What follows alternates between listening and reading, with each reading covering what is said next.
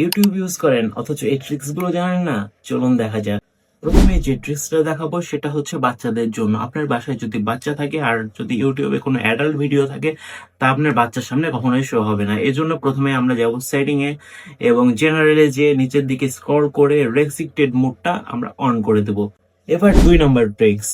আপনার ফোনে হঠাৎ করে দেখছেন অ্যাড চলে আসছে যেটা বিভ্রান্তিকর, আর আপনি চান ওই অ্যাডটা যেন কখনোই না আসে। এজন্য অ্যাডের 3 ডটে যাবেন এবং এখানে ব্লক বাটনটাই ক্লিক করে কন্টিনিউ করে দিবেন।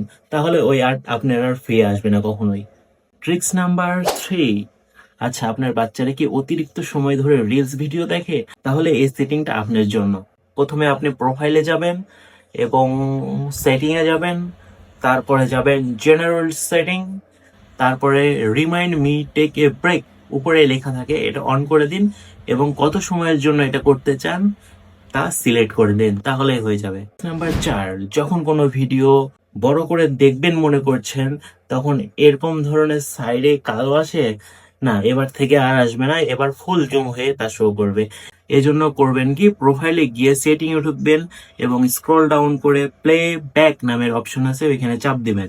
তারপরে নিচের দিকে দেখবেন জুম টু ফুল স্ক্রিন, ওইখানে ক্লিক করবেন।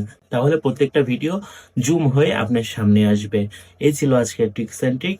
কেমন লাগলো আপনাদের অবশ্যই